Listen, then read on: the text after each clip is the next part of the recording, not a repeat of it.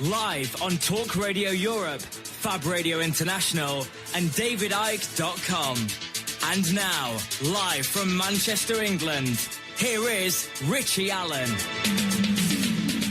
My only guest tonight is a great friend and the biggest supporter of this radio programme. He's a multiple best-selling author and he's been on a journey for 25 years bringing information to people they otherwise wouldn't have got anywhere else. His most recent book, The Perception Deception, I have no problem saying it, with the utmost sincerity, possibly the best book I've ever read, a mammoth tome of nearly 1,000 pages of absolutely vital information. He's just overhauled his website. It's looking terrific, davidicke.com. Get on there now. As I said before, make the headline page your home page and you'll get that news every single morning when you get out of bed. It's an absolute pleasure, as always, to welcome live from the Isle of Wight, David Icke. How are you, my man? How are you? I'm all right, Rich. The website is looking great, by the way. Congratulations to all involved. It's looking really good. Yeah, I'm very pleased with it, actually. We've made it, I think, easier to read and fresher, and I'm very pleased with the way it was put together. And thanks again to the people who did it, because they were very helpful in what they suggested. Yeah, it needed a bit of spring cleaning, didn't it? I mean, all websites do eventually, but no, it's looking terrific now. It's striking, and it's great. It's very user friendly. Congratulations on it. Just before giving you a shout, I just ran very quickly through the major stories. Jana, of course, Tunisia, France. Although the France beheading thing is just gone now, nobody's talking about that. Greece and all of that. Where do you want to start, my friend? Where would you like to start? Well, I think Tunisia would be the place, because what we're seeing now is the ante being upped, if you like. We're seeing the pattern that has been running for decades very clearly identifiable, of frightening and terrifying the public into acquiescence and submission to give their freedom away. And what we are seeing with that day, when we not only had Tunisia, but we had the French horrific incident, we had mass killings in Kuwait and in Syria, was a day designed specifically for mass trauma.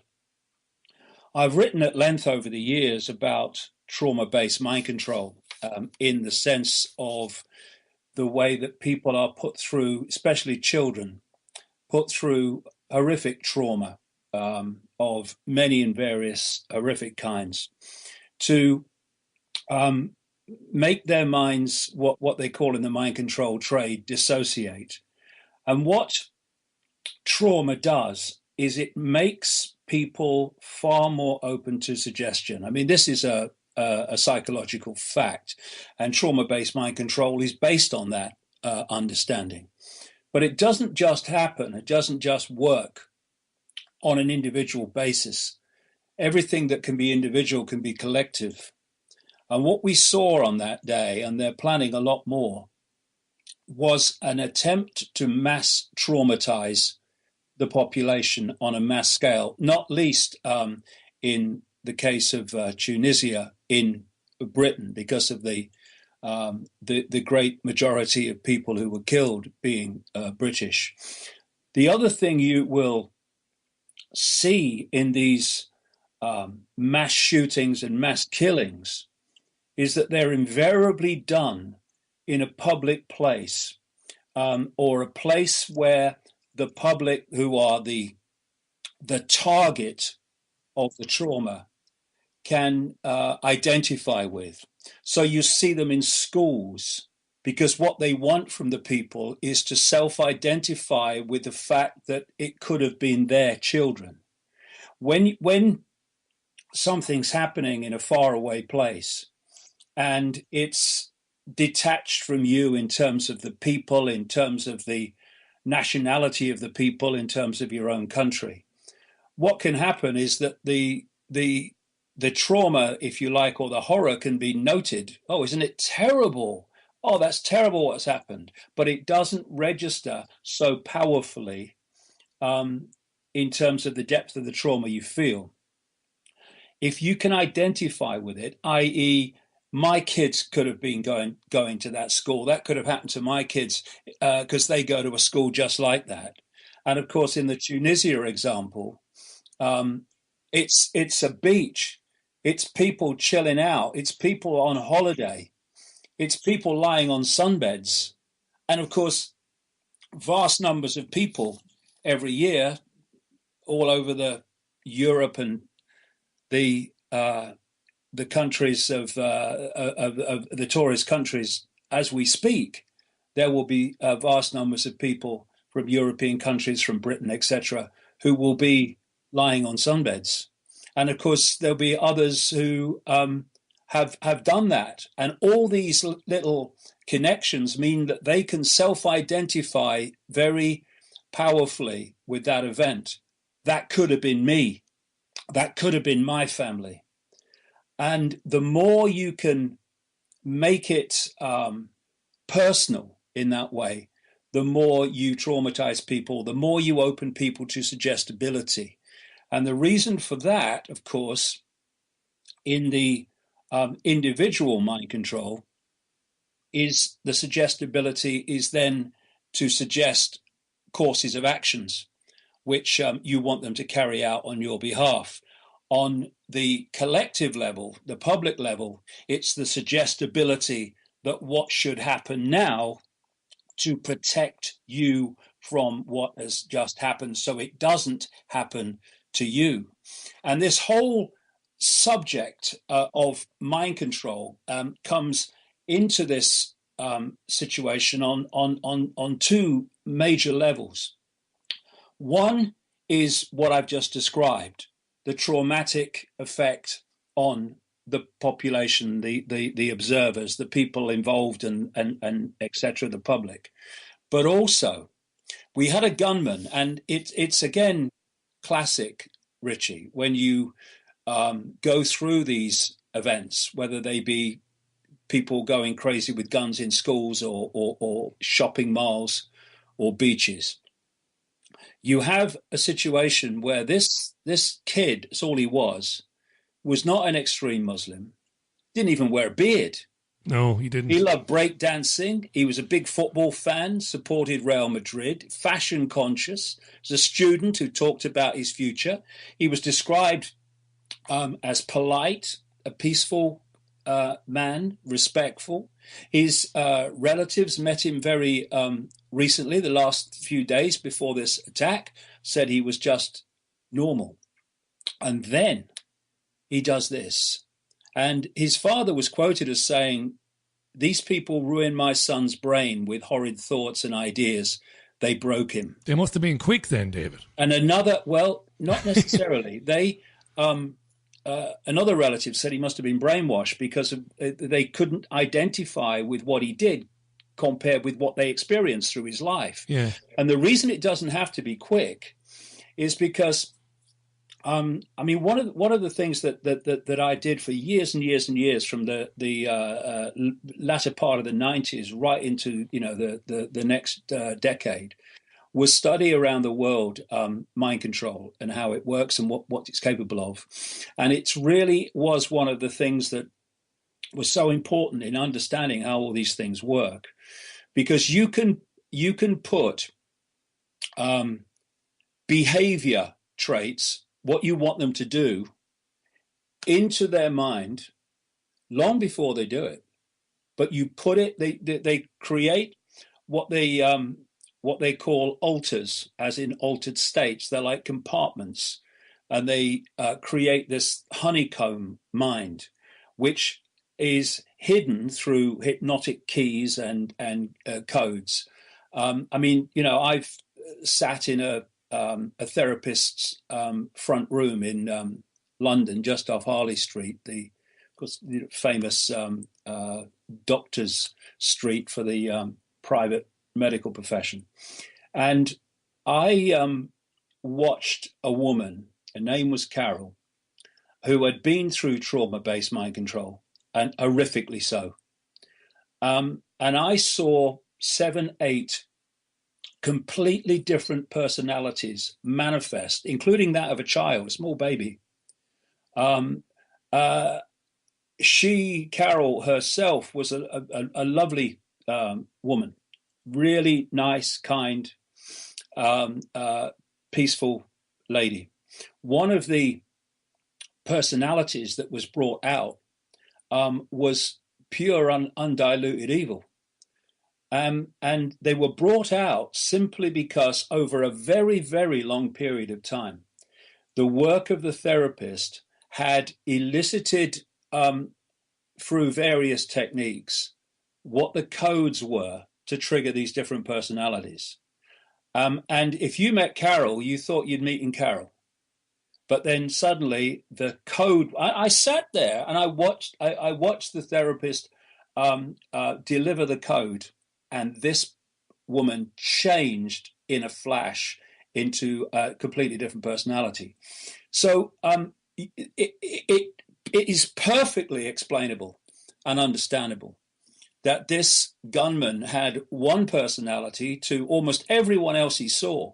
These are not just relatives that are describing his personality that they experienced. These are friends, these are neighbors, these are people he met in the coffee shop. But suddenly, bingo, suddenly this guy goes out and does this. And, you know, when you look at mind control, and people think it's kind of far out. What is mind control? If I can get you to believe something that isn't true because of how I tell it to you and what I tell you about it, I have controlled your mind. I have controlled your perceptions. I have engineered and manipulated your perceptions. So even on that basic level, what are the media doing, Richie? Every day they are mind controlling the population by giving them information, emphasizing certain information, and suppressing the alternative to that information to get people's perceptions to believe that information is true, and that's what happened. It's mind control. What we're talking about here is an advanced version of it. And I saw this report on the BBC today, and it was basically saying people going on holiday around the sunshine beaches of Europe, nowhere is safe. Nowhere is safe. No, you can't say anywhere is safe now. And that is what this whole setup has been about, to make people feel unsafe, to make people feel uneasy, so that they will be open, suggestible to ways of, in their mind, protecting them from what they have been manipulated to feel uneasy about. And what we're looking at is a very simple structure. You have a core, let's call it in the shadows, a hidden group that has passed through the generations. I've gone into this in great detail in the books, fine detail. And if you can imagine that core that you never see, which is manipulating the direction of human society to a global fascist dictatorship, where 24/7 everyone is under constant surveillance and control. You take that core, and from one side, you come away from that core and you go through secret societies and intelligence agencies and the upper echelons of the military. And then you go down into ISIS, into Al-Qaeda, into Boko Haram, and all these other so-called terrorist groups. I say so-called because the official story is that they have spontaneously emerged. They have not. They have been created. And then from that core, that same core that's behind them, you come down the other side and you go through secret societies and you go through intelligence agencies, etc. And then you go down into governments, government agencies, national military, European Union, all that stuff, and down into the system in general. So from that same core, you are creating the problem, and from the other side, you are offering the solutions. And this is the way it's played. And so all that's happening here in a simple on a simple level is that one aspect of this cabal is terrifying people, and the other aspect of this cabal is telling them what we must do to protect them from what they're terrified of. And that will be, as it always is, taking away more and more freedom, more and more surveillance, and all that follows every time. And it's a myth that comes out of these things, and it happened again this time, and they tried to sell it this way, that these people, like this Tunisian gunman, like the guy in France in the beheading attack, that they are lone wolves. I read a quote in a newspaper that said he was talking about the Tunisian gunman. He was the kind of lone wolf terror attack which intelligence agencies most fear. But it wasn't. They're not lone wolves. They are patsies. They are people who are simply put into place to carry out something. And they will have no idea, ultimately, who they're carrying it out for, because of this compartmentalization of this whole structure.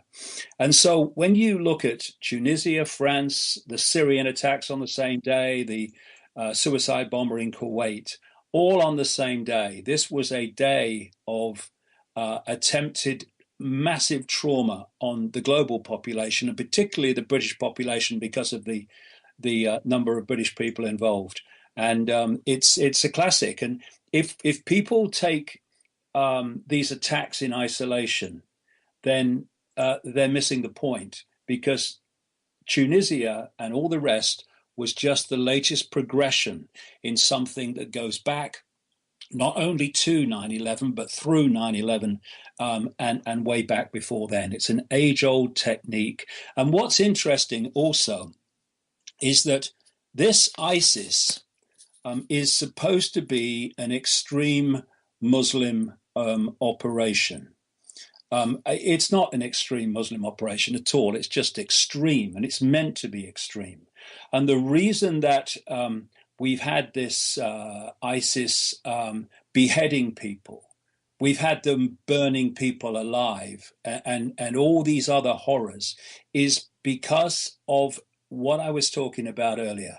It's all about trauma. The more horrific the action, the more trauma in the observer. But what interests me is we supposedly have an extreme Muslim operation here. And apart from killing Europeans, only people they're killing are other Muslims, other Arab people. Why does not an extreme Muslim organization, which with apparently such military power and firepower and influence in terms of carrying out terrorist attacks, why does it never attack Israel? Yeah, it's a huge question. Yeah. Why does it never attack Israel? And this is the reason. The United States, NATO in general, Israel, Saudi Arabia, the United Arab Emirates, Qatar, all these apparently unconnected organizations, most of them anyway, apparently unconnected, are all on the same side, and they're all behind this.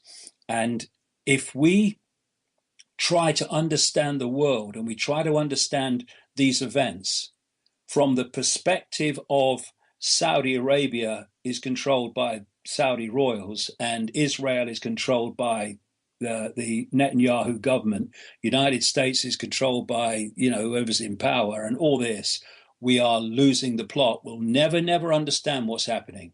No. The people that apparently are in power in these countries and NATO and all these other connected organizations are merely gophers and place people for the real power in the unseen, which controls them all to a common end. And never, can you see it more blatantly than what has happened in recent days. And the reaction to it. You take a sip of water there. Let me read a few tweets. Understandably, I've been hammered on Twitter already. I suppose if you put hashtag The Richie Allen Show on Twitter, you'll be able to see the tweets coming in. There's been a load of emails as well. I'll run through a few of them very quickly. Gary in Scotland, I've said it before, it's Orwell's Emmanuel Goldstein, the never-seen terrorist thrown after us, or thrown at us even time after time. Spot on, says Gary. Emlyn says, belief system, believe. Lie, basically. I believe, we believe what other men tell us without seeing it with our own eyes. Martin was on to say, Martin Noakes, how are you, Martin? Paul McKenna. Darren Brown, great examples, very clever. They can do it. You can see them doing it on a TV show. Lisa, this is a really interesting tweet from Lisa. Thanks for sending it in, Lisa. My mother-in-law returned from Tunisia. She was 175 miles away from the shooting, and she was asked by armed police for any video footage of the attack, says Lisa. How interesting is that? Daniel was on to talk about mind control. Has it happened at government level in the UK? I've only ever heard about it in the US. He says David might want to get into that. And Angela was on to say, how are you doing, Angela? It sounds very much like the brainwashing thing, like the pilot of the recent crash. She must be talking about Germanwings, whose breathing didn't change as he was nosediving to the ground, possibly hypnotised or brainwashed, says Angela. And just before David comes back in, because I get through a few of these, let me go on. Where are we? Andrea was saying, is it images they want us to get used to? Images. I find the more I watch, the more I become used to it. But because I know that, it won't change the way I value human life.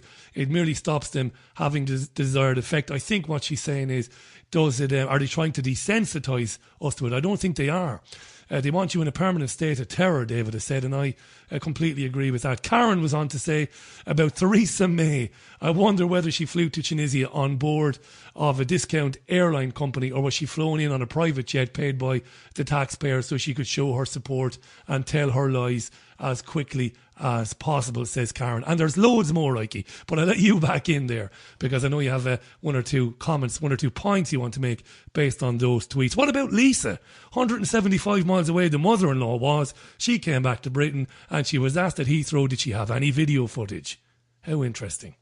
Yeah, the thing about the mind control is that, a lot of my research has been in America. I mean, we've got the infamous MK Ultra mind control operation, which actually came out publicly in the 1970s and then was obviously suppressed in terms of its full magnitude.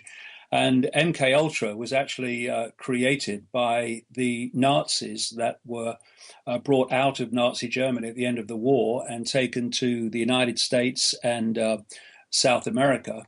They, in Nazi Germany, had advanced understanding of mind control, trauma-based mind control, as they did of many other things, technologically, for instance. And they were brought to America under something called Project Paperclip or Operation Paperclip. And indeed, they set up NASA. It's interesting how close NASA is to Nazi. And they called it MK Ultra, but they mind control ultra, in other words. But they spelt control with a K, not a C, out of deference to the German spelling of control, because of all the Nazis that were involved in it. Joseph Mengele, of course, the angel of death in the concentration camps, was taken to the United States, and he continued his mind control and genetic experiments and trauma and horror under the name Dr. Green. I've met people that actually were traumatized and horrifically treated by him. But although America is a big center for mind control, it absolutely happens in Britain. I mean, Britain is oh no, we've got no power. We used to have a big empire, but we know it's Little Britain now. And that kind is you watch the little countries, near the big countries. One of the biggest centers for global manipulation, certainly in the Americas, is Canada. Canada, no one ever mentions Canada in any kind of volume compared with the United States, but so much goes on in Canada. So much goes in Austria when the big country next to it, Germany, is what everyone talks about. And Britain is a major center for this globally for reasons I explain in the books. And certainly mind control, trauma-based mind control is extremely advanced and widely used in this country. And the other thing that is also connected into all this, because what we're moving towards now, what's been happening over the decades, indeed, if you go back far enough, over thousands of years, but over the decades of the 20th century to now, is that more and more power has been centralized, more and more trauma is being imposed, because we're going somewhere. I mean, this whole thing that we're talking about is not some random idea that, oh, we'll do this now, and oh, no, well, let's do that now. This is coldly calculated, and people would be staggered how far advanced this is projected. What is happening now was not decided now. It wasn't decided yesterday. It was decided a long time ago. Not necessarily exactly the same, that beach, no. But the theme of the trauma. And so this is why people like George Orwell, real name Eric Blair, could write 1984, published in 1948, and be so incredibly accurate. This is why Aldous Huxley could write Brave New World, published in 1932, and be so incredibly accurate, because they were writing from a knowledge of the projected agenda. And so these things are planned in a long way in advance. And it's an understanding of it. I mean, it goes so deep because, if you go deep enough in the rabbit hole, you're not even operating in the world of humans. But it's an understanding that if you do this, this is what you get. It's if you like, an evil use of the law of cause and effect. And so they have studied human psychology, human emotional response on a very, very deep level. There are documents that detail this. And they know that if they do A, they will get B. To them, it is like typing something in a computer, and they know that when they press enter, what's going to happen on the screen. This is what they're doing. So it's a case of, we need this reaction so we can do this. So what do we have to do to get that reaction? That's what's going on. It's so systematic, and it's a massive psychological attack on the human collective mind. And this is why we've got to stop reacting. We've got to stop responding to the enter button in the way that people normally do. Instead of reacting, we've got to take a deep breath and let's look at it again. Simple question: who benefits? Who benefits from what's just happened? Who benefits from Tunisia? Well, the tourist industry of Tunisia doesn't.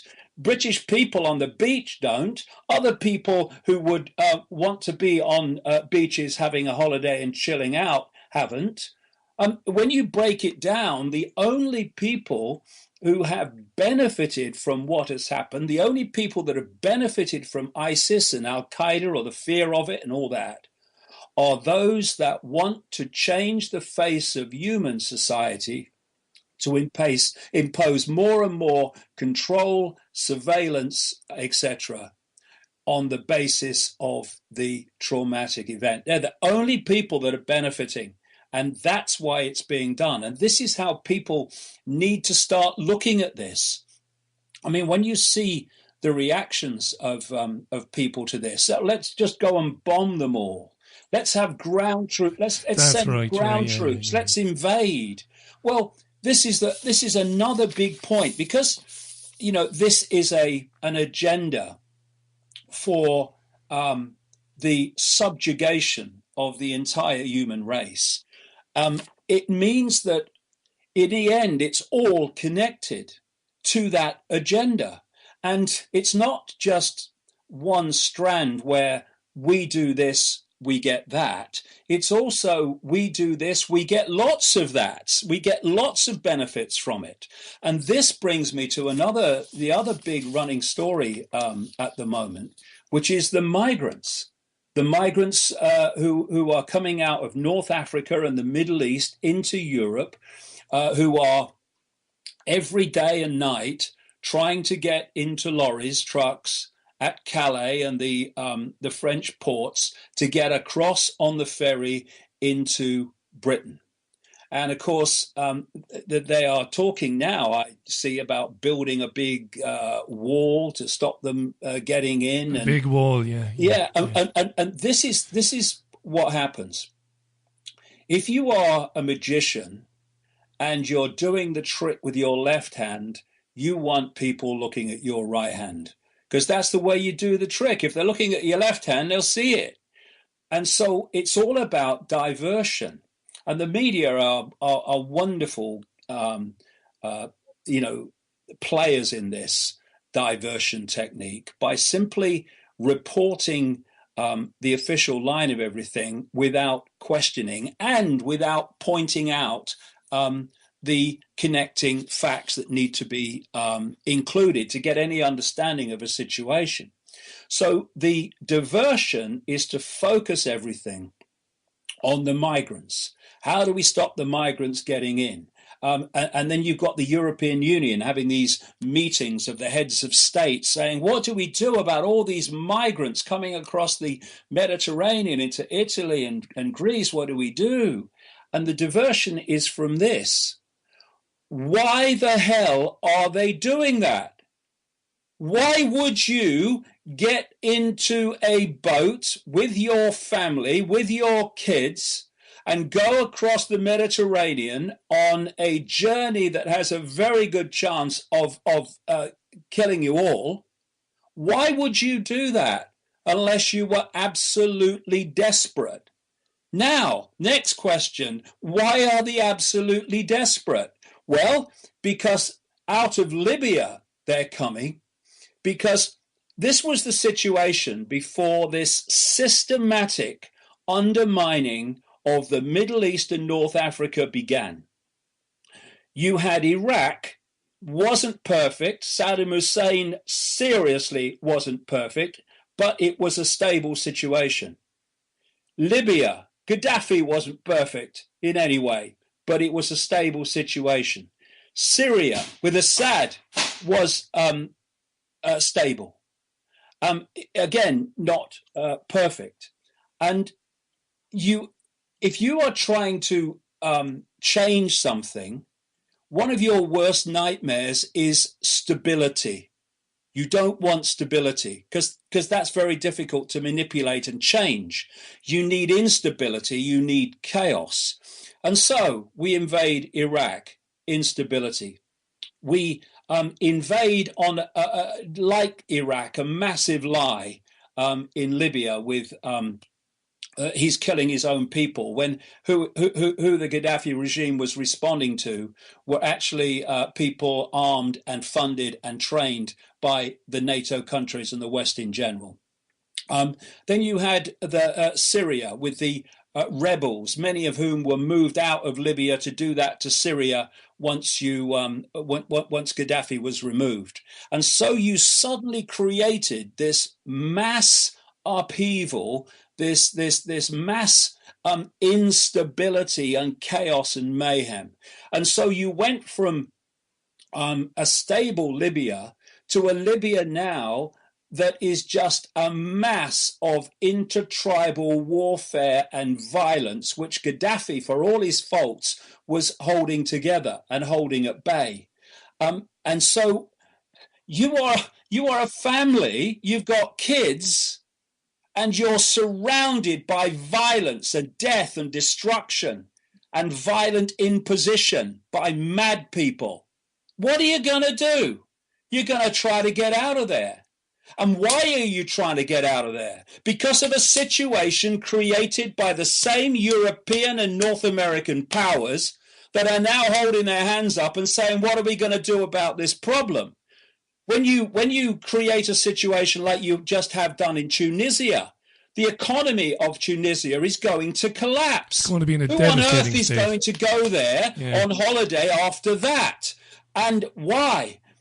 And what are the consequences of that? Well, there's going to be people in Tunisia who up to this point have been quite happy to stay in Tunisia are going to start looking elsewhere. You got all the thing with ISIS and the horrors going on there, and the horrors in Syria. You know, Syria, according to figures I was looking at today, 10 million people have been displaced in Syria because of that.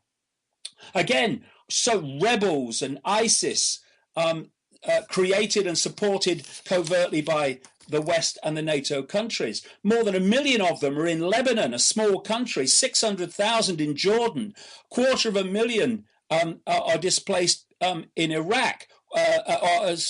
Syrian people displaced are in Iraq, 1.6 million in Turkey, and on it goes.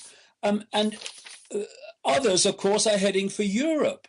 And if you were in the middle of that ISIS situation in Syria, what would you do? You couldn't stay there. I mean, it's obvious. Yeah. You would try to get somewhere else. Do anything, yeah. Now, if we go back, Rich, to what I was saying about this systematic cause and effect, when you create mayhem and violence and upheaval in North Africa and the Middle East, you know what the effect of that cause is going to be. People are going to head for Europe in massive numbers. They're not going to go south into Africa because Africa's largely a mess because of powers like the United States and AFRICOM and all these terrorist groups and upheavals and violence that are going on there and the economic challenges that they're having. They're going to go north. And this is why they're literally, Richie, if you look at it, they're literally between the devil and the deep blue sea. Do we stay in this horror that's being created by these mad people, or do we try to get across the Mediterranean in great danger and try to get out of here? And so what this manipulation does is it plays one part of humanity off against another. And what it's doing is creating two, if you like, victims of their actions, but it's playing those victims off against each other. So the people that have been had their lives brought into upheaval and mayhem by this hidden hand, then start fighting among themselves over the situation that they face. So now we've got, of course, a great animosity towards the peoples coming out of the Middle East and North Africa into Europe, and yet they are victims of what happened in the same way as those people that are getting flooded by people that they can't cope with. It's playing one side of humanity off against another. And one great thing that we can do, again, by understanding the dynamic of what's going on, is to realize that both groups are victims of this hidden hand and stop fighting with them and see the situation for what it is, an attempt to create upheaval, mayhem and violence in Europe. What they've done in Africa, because this is a global agenda. This is not about just creating a global fascist state in Africa and Asia and all that stuff. It's about the world. And thus what they've done to other countries through Europe and through the European powers, they're now wanting to do to Europe itself. This is what they're doing, and in the same way, they're doing it economically as well, with bringing the European nations more and more into economic turmoil, as they have other countries, because that again creates a massive problem to which they can offer solutions, which is more and more control of global finance and the nations and people's lives as a result. This is all connected, and planned for years, as you said. I must jump in there and say, by the way, when we were at television in London at TPV, David made a series of films called David Icke, the Dot Connector. And they're all still available on davidicke.com. There are links to them. And, you know, now more than ever, they're very well worthwhile watching. David, we're just about to come up on news at the top of the hour. So I've got to, for TRE and Fab, I've got to get out. When we come back, there's more than a few tweets, people making comments, a few questions for you as well. But I know that you want to get into, for me, you know, an issue that I never shut up about, the financial situation in Europe, particularly Greece. And there's a lot of questions for you about trial of the facts and Lord Greville Janner. So you're going to stay with us. You're going to have a cup of tea or a cup of coffee or something for about 6 or 7 minutes. Then we'll come back. How does that sound? All right, Rich, no problem. Legend. David is on the Isle of Wight. He's talking to us live. It's 3.5 minutes to the top of the hour. He's going to go and get a cup of coffee. I'm going to disconnect from him, is what I'm going to do, so I can take in the news. When we come back, I'll get through more of your questions, more of your tweets and comments. We'll talk Greville Janner, and we'll also talk, we might talk fracking and the stance taken against that by a council in Lancashire. And of course, we will talk the situation in Greece as well. I'm not going to get through all the questions that have come in for David. I'll do my best to get through them. He'll be back again in the near future anyway. Tonight we're specifically focusing on 3-4 massive news stories over the last few days. Tunisia, France, Greece, which we're going to get into now in a second, and of course Greville Janner. Before we move back to David, who's standing by now, which is great, and we'll get him back on in a second. Just to remind you, the programme is funded and is owned by you, the listener. So please go to richieallenshow.com/donate and make a contribution to keeping this programme going and ongoing. Remember, that gets the radio show and the podcast. It's got nothing to do with the television show. I have to keep reiterating that. All of us work for free on that. There's no money involved in that. But your donations at richieallenshow.com/donate keep the radio show ongoing. Welcome back, David Icke. Thanks, Rich. Have you wet your whistle? I have. Good man. It's very nice. I just wanted to mention something quickly before we go ahead. Somewhere else. Is a lot of people listening to this will know of an alleged letter by a very high Freemason in the United States called Albert Pike to another major, shall we call him, Illuminati asset called Giuseppe Mazzini in 1871, in which he described 3 world wars that would come. And what he said about the Third World War, involving basically the Middle East and the Arab and what is now Israel countries, is moving just as he said. And there's one line in it where he's talking about the Third World War, which really I think is very applicable to what we've been talking about. He said this, that at the time of the Third World War, we shall unleash the nihilists and atheists, and we shall provoke a formidable social cataclysm, which in all its horror will show clearly to the nations the effect of absolute atheism, origin of savagery, and of the most bloody turmoil. And the dictionary definition of nihilism, or one of them, is a total rejection of established laws and institutions, anarchy, terrorism, and other revolutionary activity, total and absolute destructiveness. And if that doesn't describe this whole ISIS operation, then what does? And yeah, that's right. The point is that they're trying to create a situation of so much trauma and so much horror that humans will switch off and become subservient and docile in the face of the horror and in the face of what they're faced with. So Andrea is onto something then, David, when she says that ultimately they want us desensitized to it.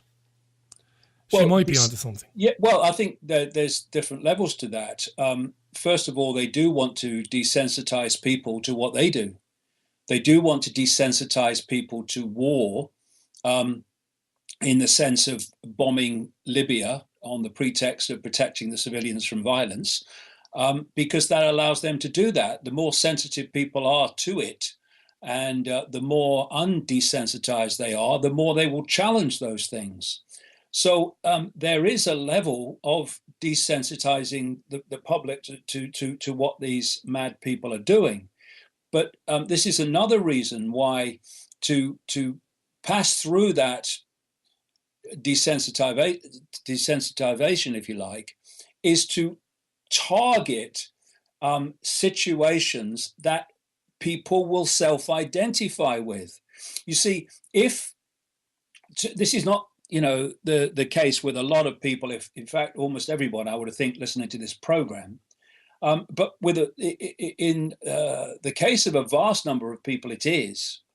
There is a tremendous difference in the level of trauma between NATO countries bombing Libya, where most people have never been, who they know nothing about, know nobody there, and what happened to British tourists on a beach while lying on sunbeds. That they are completely different levels of trauma, and they absolutely do want to desensitize people from the Libya type events, because that allows them to go about their invasions and bombings with least amount of challenge. Yeah, and it works, doesn't it? Because I can't, we all have circles of friends, and you just can't get people interested in it, Well, I saw an interview today, Rich, with somebody who has relatives that were involved in the horror in Tunisia. And he actually said, you see all these things happen around the world and these terrorist events, but, you think, oh, that's terrible, but it doesn't hit you. But when it's this close, it hits you. And that's a completely different level of trauma. And what they want to do, therefore, and this is a progression, is to bring as much of that trauma into people's own environment, into people's own communities, own countries. And this is why when they talk about, ISIS said they're going to do this, they're going to do that, in Europe or America, what that really means is that cabal that I talked about, that core in the hidden, is planning to do that. And of course, the people it uses to do it are just people who are either subject to the kind of mind control that I've been talking about, or they are naturally psychopathic and just love the horror, trauma, and violence that they engage in. What is ISIS except a bunch of absolute psychopaths? And they are psychopathic gophers controlled by the mega master psychopaths in the hidden who are orchestrating these things. So they want to bring it to Europe because they want to increase the trauma. This is unfortunately, because we'd like a very different world, but this is what is happening. And unless we understand it, well, we're going to be played like a violin. While we're talking, and we're going to talk about Greece now, my cousin, my great friend and cousin in Ireland, Martin, is watching Alexis Tsipras, who's on Greek television. And obviously, they're whacking the old subtitles up there, and Martin is following it. And Tsipras says the institutions were not interested in finding common ground, but rather to impose extreme measures. He went on to say, and I paraphrase because there's a lot here, that basically the Greek government doesn't want to exit or break up the Eurozone, but we have to do whatever we can to ensure that Greek people survive. And I've been all over this in recent weeks. I've taken a real interest in it because something back at my Spain days I spent a lot of time talking about, and talking to you about, it must be said on the radio over the years, that Tsipras and his pal Varoufakis, in my opinion, were put in there to create the illusion of dissent, when really all along there was never going to be any Greek exit or any Greek breaking up of the Eurozone. They were going to sign a deal eventually. And whatever comes out of this referendum on Sunday, in all likelihood, the Greek people will vote yes, because most of them, when they're polled, and they are polled at least twice a week, want to stay within the Eurozone. This is madness. And again, something you've been writing about for well over a decade and a half now, this financial debt slavery, this European Central Bank, IMF, central banking slavery. How are you reading this at the moment? Well, what I would suggest that we're seeing with this apparent majority, quite a big majority in Greece, to stay in the EU and stay in the euro despite everything, is one of the aspects of this perception program is mummy daddy, and to use that instinct that children have to basically look to their parents for safety and protection. And this happens on many levels, and that can also apply with adults to the state. And the status quo, the fear of leaving the status quo, whatever it is, because of fear of the unknown. I mean, there is a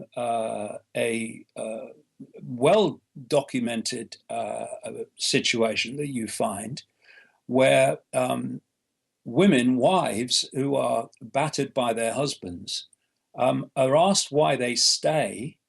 Those that do, and one of the things is they fear what they were going to do if they left. How could they cope alone or whatever? In other words, even in that horrific situation, there's a fear of the unknown by changing the status quo. And what is happening in Greece is kind of symbolically like that, in this sense.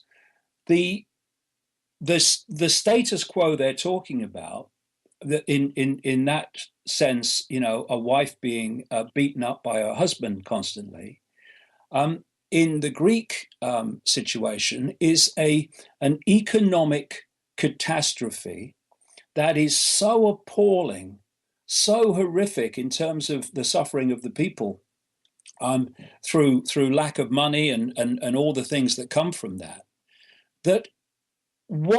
How on earth could it be any worse? Just saying we're getting out of here and we're going to do something else, we're going to try something else.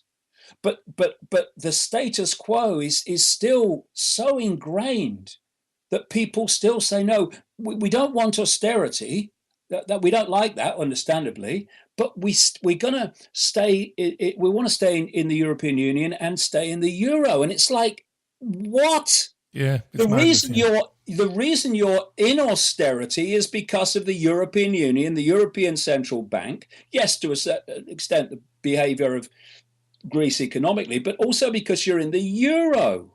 I mean, over the weekend, this idiot who is held up as this business guru, Richard Branson, was arguing against Britain coming out of the European Union. And he was asked a very good question. But you, and people like Tony Blair and Kenneth Clark and Nick Clegg and Confederation of British Industry, all these people, you said it would be crazy not to join the euro, that there would be kind of economic terrible consequences if Britain didn't join the euro.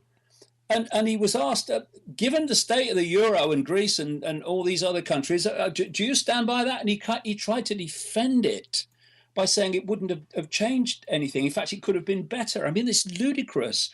And these are the very same people now saying we must stay in the EU. euro was created for a simple reason: to wipe out all the individual national currencies that were there before. Because the more you can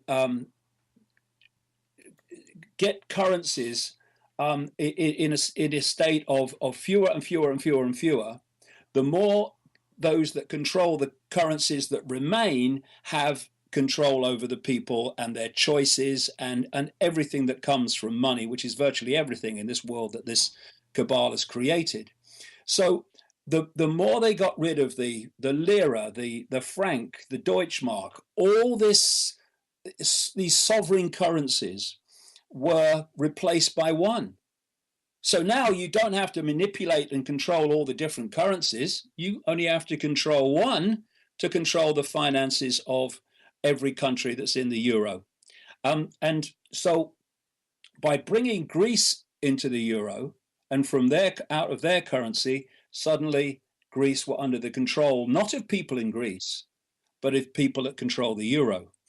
And you have a situation where Goldman Sachs were very clearly exposed for a horrible, grotesque manipulation, not only manipulation of the figures so that Greece would qualify to join the euro, but then betting, this is Goldman Sachs, betting on the consequences of it and making money from winning the bet because they knew what the consequences were going to be. That's right, yeah. Consequences for Goldman Sachs, zilch. Consequences for the people of Greece, catastrophe.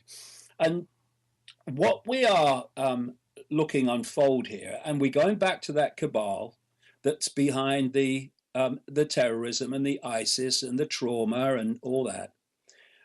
We're seeing the progression to what I describe in the Perception Deception as the Hunger Games society, where you have a tiny, tiny, less than 1% controlling everything. You have a police state of classic violent, psychopathic people in law enforcement, enforcing the status quo of the less than 1% controlling everything and keeping the masses in a state of poverty and subservience. Now, this police state, to a large extent, a very, very large extent, is being installed and justified as a protection against terrorism.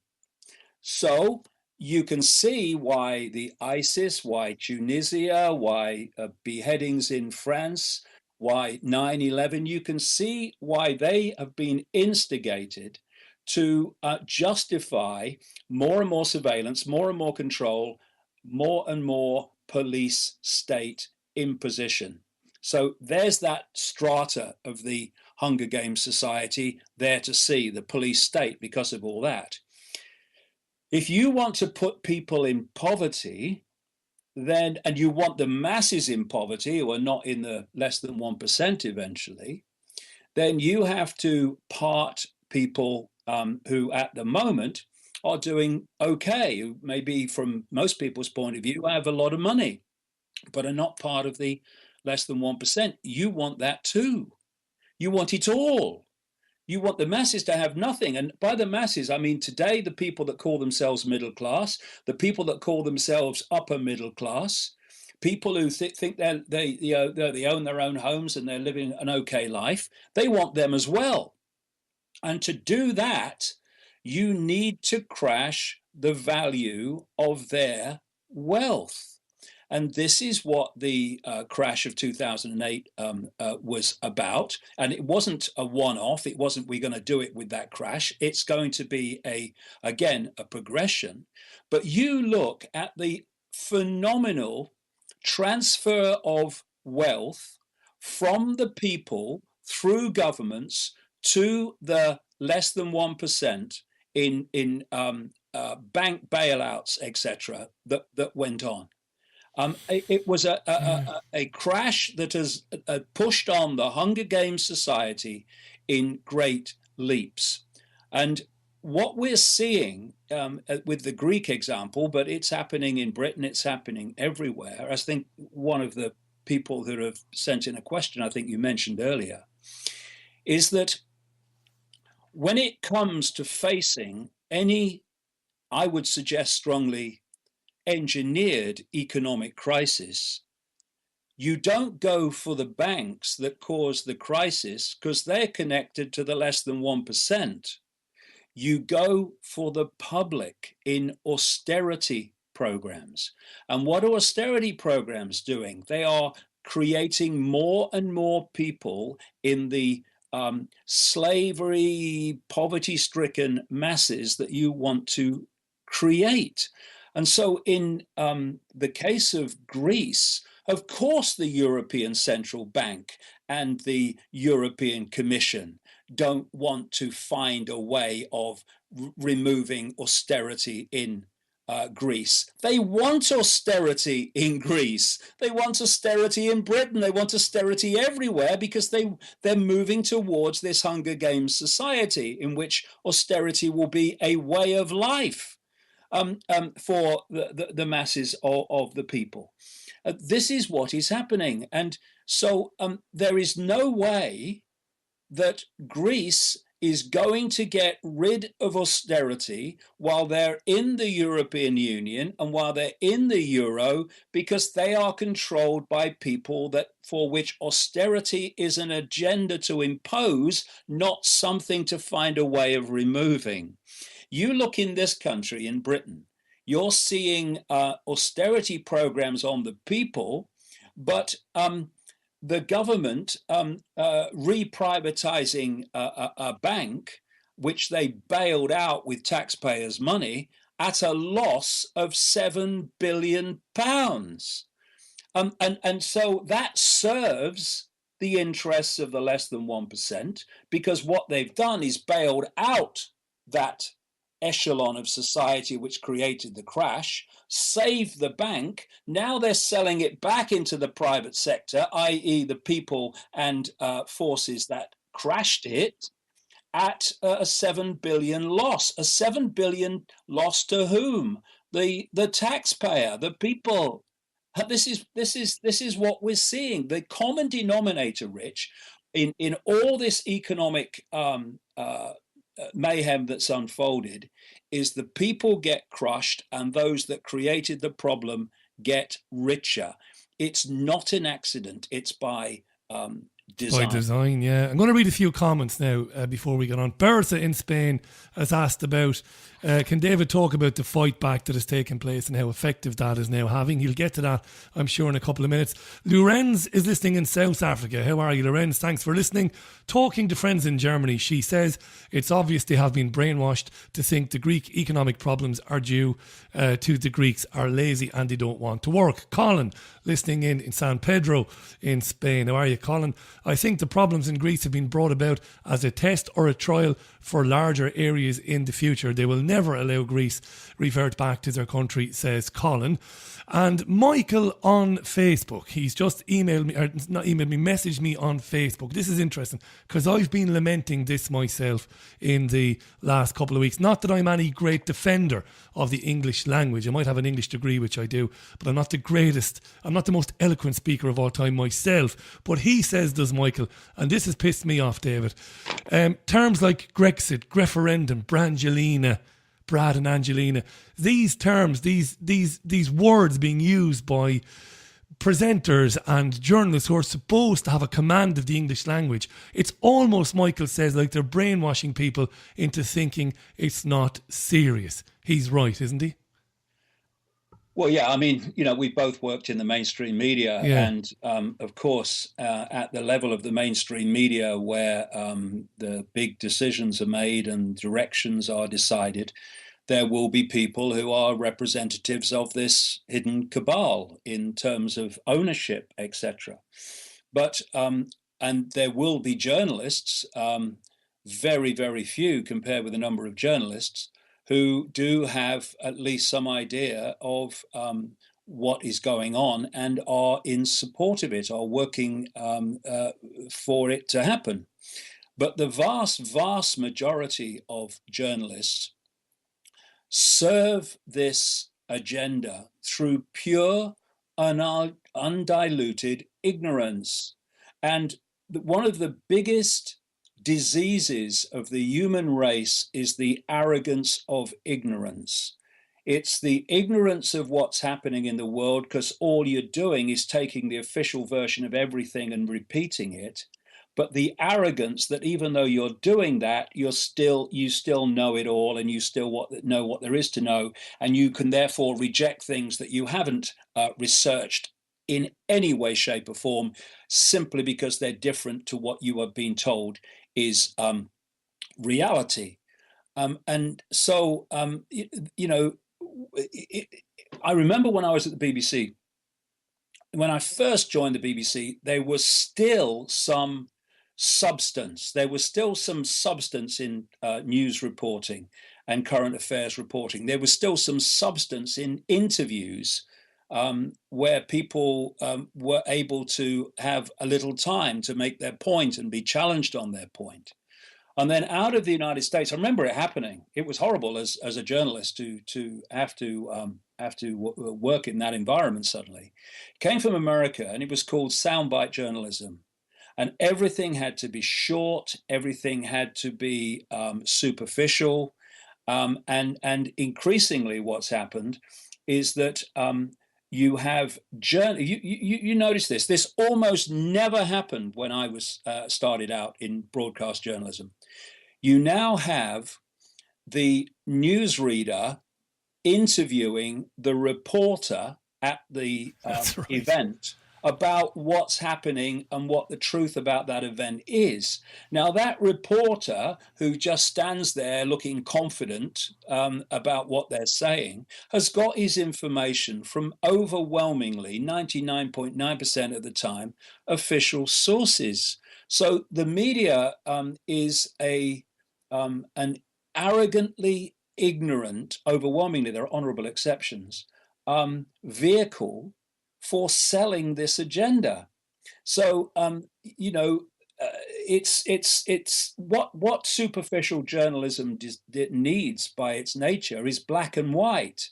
Everything's black and white. There's no shades of grey. Shades of grey take too long to explain. You've got 3 minutes to tell us the story, mate. Don't get into shades of grey. So you have the good guys, bad guys, black and white kind of so-called journalism. That's right. And therefore it's so simple. Greece, it's basically Greece's fault, and it's all presented in black and white. When does anyone in mainstream journalism ask the question, why is there austerity? Absolutely. On the basis of not having enough units of exchange, which are merely figures on a screen. We talk about the European Central Bank, the IMF, the World Bank, and loans to countries like Greece that they have to pay back, otherwise they default. What are they lending? They're lending non-existent figures on a screen called credit that has never, does not, and will never exist. Third world debt, which crushed and crucified great chunks of the world and still is doing so, was debt on money that has never, does not, and will never exist. It's another mind game. It's another illusion, another confidence trick. And because we have a media that simply is so ignorant of what's really going on and the world it's reporting, but arrogant enough to dismiss any alternatives, it means that a basic truth, like the very structure, money, that controls the lives, including whether people continue their lives often, whether they eat, what choices they have or don't have, what they can do with their life and what they can't, is dictated by money that has never, does not, and will never exist, created and controlled by this same cabal in the shadows, which through that control is dictating virtually every aspect of human life, including the current catastrophe in Greece and other countries. Before we come to a question from Vicky Haig related to child sex abuse, Vicky Haig has been on the programme before, incidentally, in case you're wondering. I don't mean you, David, I mean our listener is wondering whom she is. She's a former jockey. She had a very famous case here a few years ago involving a custody dispute with her ex-partner. She's asked the question, before we get into that, is that your greatest frustration, that you talk about so much, and you talk about the nature of reality and getting beyond the 5 cents reality and all of this really important information?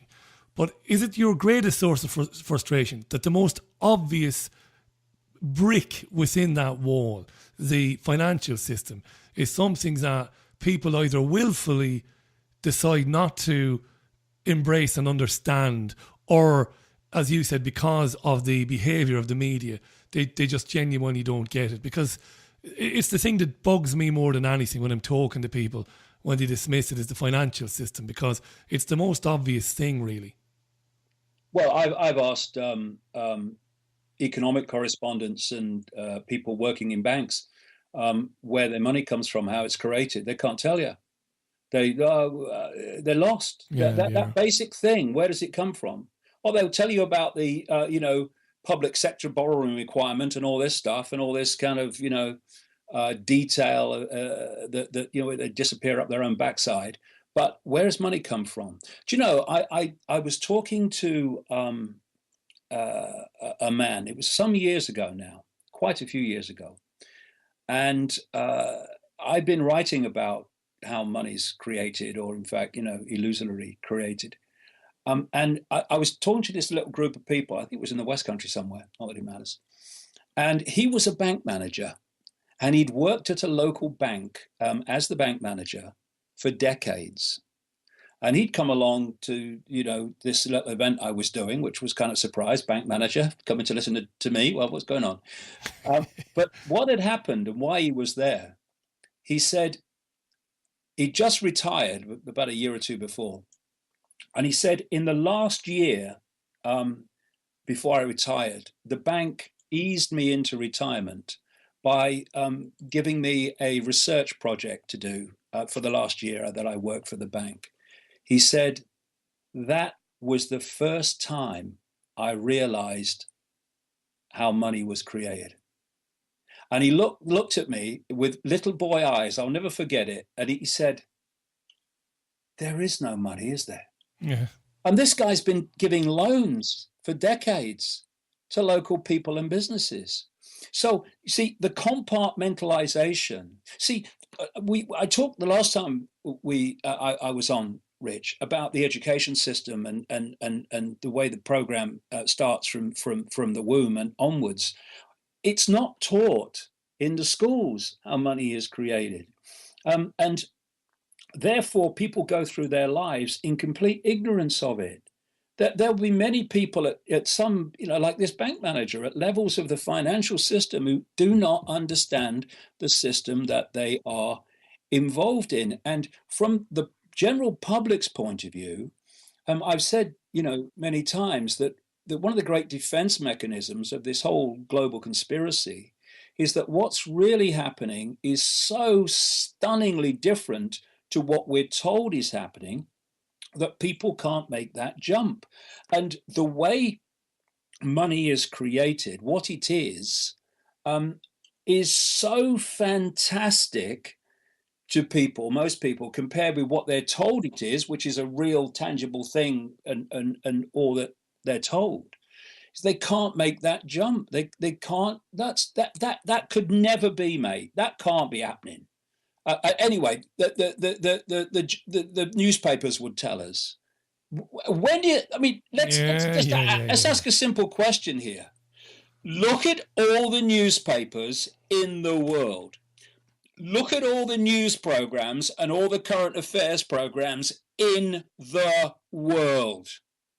When is the last time anyone read anything or saw anything that explained what money is and how it's created? That's ridiculous, isn't it? There's an economist in Spain called Edward Hugh. He's known as the Bonobo. He's a very famous economist. He used to write for the New York Times. I brought him on the radio show in Spain a few years back. In fact, you were on the same night, Icke. You were on the same night. You were on after him, actually, I remember. And I put it to him, and he said, well, he was very honest about it. He said, yeah, the system of currency we use, our coin, globally, whether it's euro or dollar, he said it's a faith-based currency, he said. It works because we believe in it. We believe in its, in its righteousness. Now, of course, that's, right. He's right to say that. And of course, me being me then, I just begun on this sort of journey, this sort of program. And I said to him, well, then effectively, a bunch of people then have basically made themselves the de facto rulers of the planet, haven't they? And you know what he said then? And Paul Flynn said it. And I believe that Paul Flynn means it. I believe he just can't see it. He went, no, it's not like that at all. And I said, it must be. It must bloody be that. If we have faith in this, if it isn't backed up by gold anymore, there's no gold standard, if it doesn't exist, and we have faith in it, well, of course, I said there are a bunch of people who are telling people what they can have, when they can have it, when they should print it. Of course, they're the de facto rulers of the planet. And he didn't want to know. Yeah, but the thing is, again, let's take a breath and take a step back.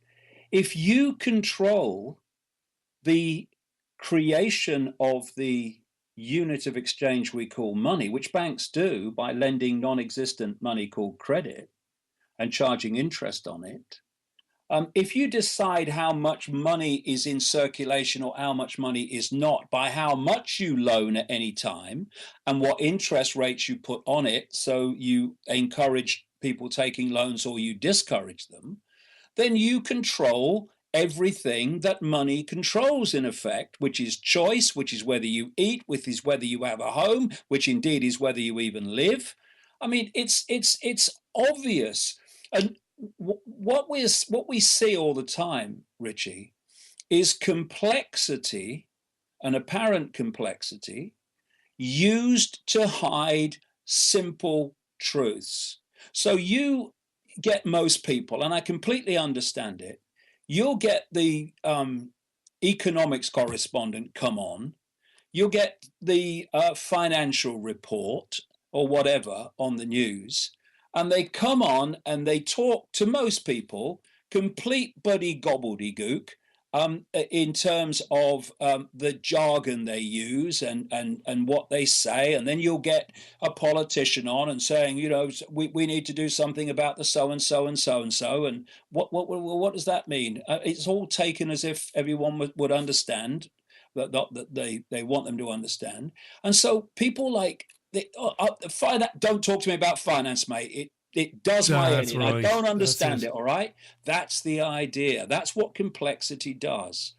And when you break down the complexity, it's people lending money that doesn't exist, charging interest on it.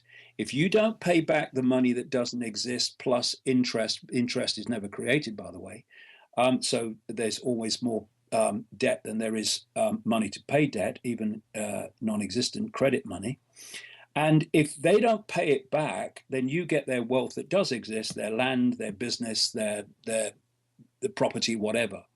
And in that way, the people that control the issuing of money, not governments, no, private banks, controlled ultimately by the same cabal, have sucked up the real wealth of the world. I mean, the latest figures I saw was that very soon, and it is very soon, because it's about 48% now, 1% of the people of the world own 48%, closing in on 50% of the world's wealth. Now, two things. The newspapers kind of report that, and the media reports that. Two things. One, are they really telling me that has happened by chance, an accident, and random chance? And two, the way they've done it is by exchanging non-existent fresh air credit for real wealth and resources. And therefore, they have sucked up the wealth of the world doing this. Now, given that is and the effect of that on choice and human control globally, you can then understand why there has been such an effort and an ongoing effort to keep out of the mainstream what money is and how it's created. Presidents who have started issuing money interest-free without borrowing it from the private banking cartel, they have been assassinated, like Lincoln, for instance, who was bringing in the greenbacks, which were money not created by the banks. It's their worst nightmare. Governments creating their own money interest-free. Why are governments borrowing money at interest from private banks? They're the bloody government. But we're back to the cabal. We're back to this hidden core. They don't just control the terrorist groups to create the terror, which the governments they control can then offer the solutions to. They control the banks and the issuing of money. Thus, they control the choice. This is why, for instance, this just sums up, Richie. I saw this a few days ago. Not just the craziness of the world we live in, but the unbelievable inhumanity of it in terms of those that are directing it. NATO, the head of NATO, warned Greece not to reduce military spending with NATO in the light of the economic catastrophe in Greece. Don't reduce your contributions to NATO. Imagine it, yeah. People are starving. While people are looking through bins to try to survive and eat. And this is another thing, you see. It doesn't matter how much austerity there is. Doesn't matter. There's always money for war. How many times as a politician stood up and said, we can't go to war, we can't afford it? What they say is, we can't ensure you eat, we can't ensure you have a home, you can't ensure you have warmth because we can't afford it. And the reason for that extraordinary hypocrisy is because that inner core wants the war, it doesn't want those people to eat. And unless people start to understand the existence of this hidden hand, what its agenda is, what its methods of operation are, what its goals are, they'll never understand world events. Simple as that. Absolutely right. I've said it time and time again to people. I've come, and of course I haven't, previously not understood much of what you were getting at over the years about the non-human element of it. I totally understand it now and I get it because I've seen it with my own eyes. I've got to bring in this Vicky Haig question. Right. We're 12 and a half minutes to the top of the hour. We got about 8 minutes left on this. And I mentioned Vicky there about 15 minutes ago and who she is. And people can Google Vicky Haig, read her story. She was on the programme a couple of times. She'll be back on again, no doubt, in the future. Talking about Greville Janner and the trial of the facts that he might have to, he won't be there, of course, it'll be in absentia. But she says, ask David this, why are children being given to paedophiles? I'm still intrigued by this, even though I know as much about it myself as I can. I'm still confused. Ask David and see what he says. I know through this programme that he's heard my name and my story. Why are children being given to paedophiles through the family courts, David? Whoa. Well, I talked about this a little bit on a previous programme about 2 ago. But you see, this is the challenge that I have, given where I'm coming from, is that to answer a question like that, you have to start talking about things which many people, in fact, not the vast majority listen to this program, I'm sure, but the vast majority of the public will just look at you, as my mother used to say, they look at me gone out. They look at me gone out, Dave. In other words, they look at me real strange and say, you are joking. Yeah. Because the question of why do they give children to paedophiles comes with another question. why are there so many pedophiles? Why are there so many pedophiles, for instance, in the so-called upper echelons of society? And I can't go into detail on the time we've got, but I mentioned a little while ago that in the end, if you keep going down the rabbit hole, if you keep going into this core, this cabal, you eventually not just go out of the public eye into the shadows, you go into other dimensions of reality, and you're dealing with other entities that are not human, entities that feed off human energy. These entities, you could think of these entities as a distortion, a distorted energy fields. And a distortion can, because everything's a frequency and can only absorb its own frequency band, because like radio stations can only connect with the stations on their own frequency, they can't interact with stations on a different frequency. For something in a state of distortion, the frequency of distortion, if you like, to absorb energy, it has to be able to absorb energy that's in a similar state of distortion. It cannot absorb energy that's in a state of balance and harmony.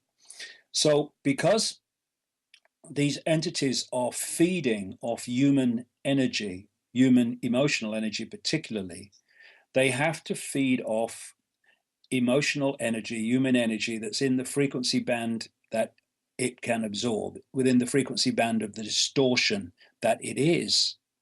And thus, they've created a society in which we have maximum fear, anxiety, stress, terror, suffering, trauma, because depression, because they are states of emotional distortion, i.e., energetic distortion from the state of balance and harmony, which is our natural order, our natural state, staggering when you look at the world.